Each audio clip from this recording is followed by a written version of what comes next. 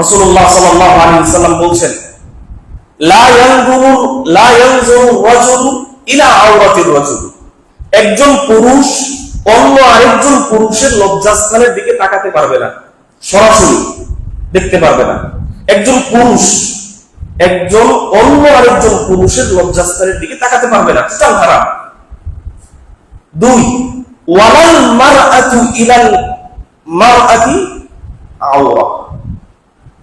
একজন মহিলা আরেকজন মহিলা লজ্জাস্থানের দিকে তাকাতে পারবে না, দেখতে পারবে না। শুধু তাই না, রাসূলুল্লাহ সাল্লাল্লাহু আলাইহি ওয়াসাল্লাম বলেন, ওয়ালা ইউফদির রাজুলু ইলা রাজুলি ফি সাওবিন ওয়াহিদ। একজন পুরুষ আরেকজন পুরুষের সাথে এক কাপড়ের নিচে, এক কম্বলের নিচে ঘুমাতে পারবে না। একজন প্রাপ্তবয়স্কা পুরুষ এবং আরেকজন প্রাপ্তবয়স্কা পুরুষ, দুইজন এক কম্বলের নিচে ঘুমাতে পারবে না, হারাম। আল্লাহ রাসূল সাল্লাল্লাহু আলাইহি ওয়াসাল্লাম পরবর্তীতে বলছেন, ওয়ালা তুফদিল মারআতু ইলাল মারআতি ফি সাওবিন ওয়াহিদ।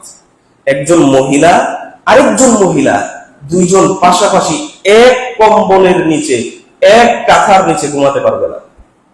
যদি এক বিছানায় থাকতেই হয় তাহলে দুইটা কাপড়, দুই কম্বলের নিচে থাকতে হবে, এক কম্বলের নিচে থাকা যাবে না।